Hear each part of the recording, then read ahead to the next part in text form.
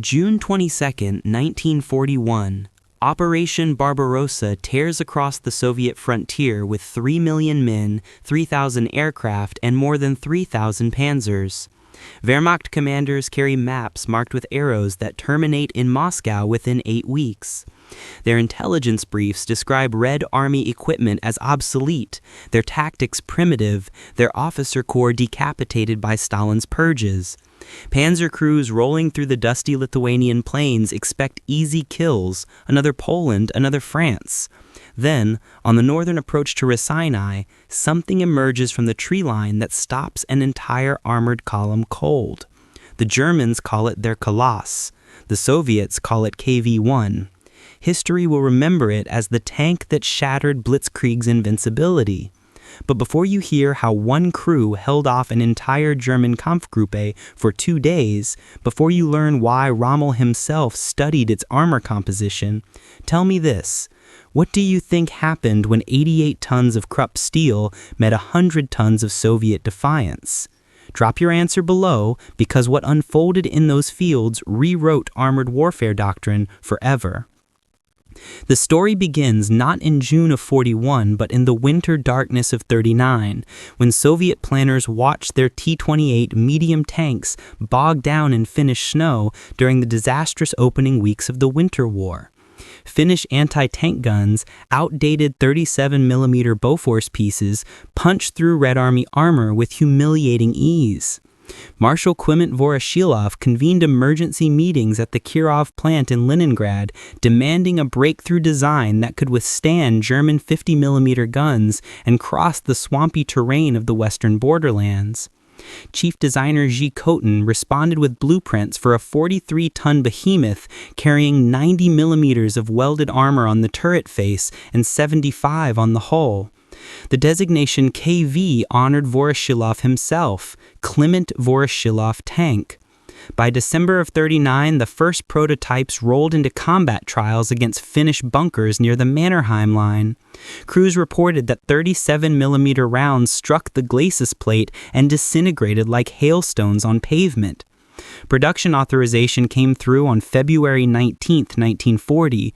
The Kirov Works, the Chelyabinsk tractor plant, and facilities in Leningrad began churning out KV-1s at a rate of 220 units monthly by spring of 41. Total output before the German invasion reached approximately 600 vehicles.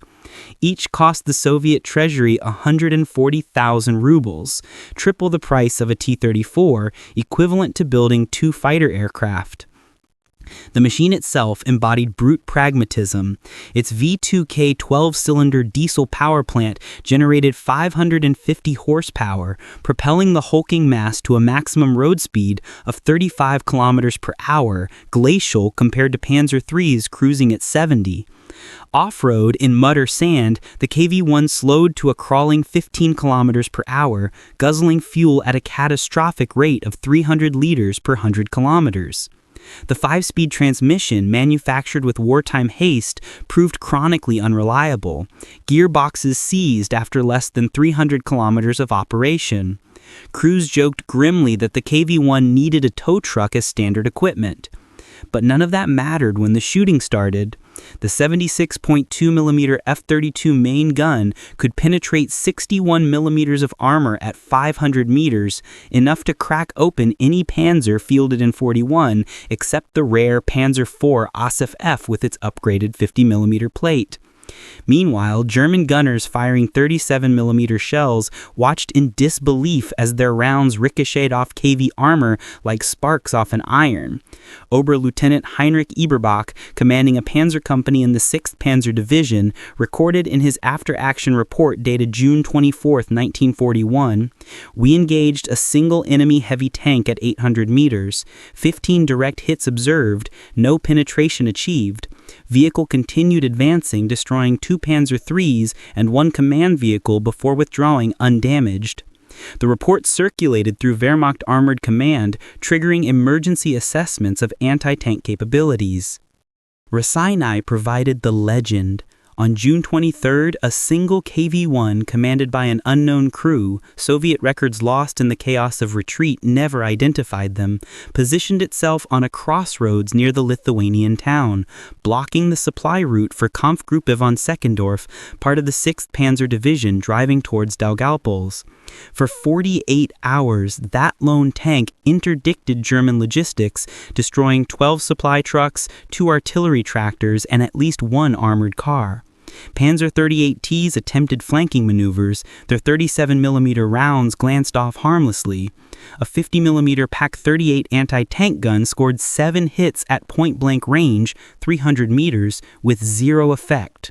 Hauptmann Wilhelm von Barberini described the scene in a letter retrieved decades later from Bundesarchiv records dated June 25, 1941. The monster sat there like a medieval fortress. We threw everything at it, nothing worked. My men began to speak of it as unkillable.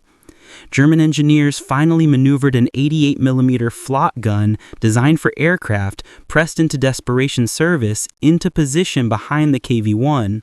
At dawn on June 25th, they fired 12 rounds into the engine deck at less than 200 meters. The 12th shell ignited fuel tanks. When combat engineers approached the smoldering wreck, they found the crew dead at their stations, ammunition expended, surrounded by 70 empty shell casings. Kampfgruppe von Seckendorf resumed its advance 3 hours later, 2 days behind schedule. But Razene represented both triumph and tragedy. The KV-1's operational failures mirrored its tactical successes.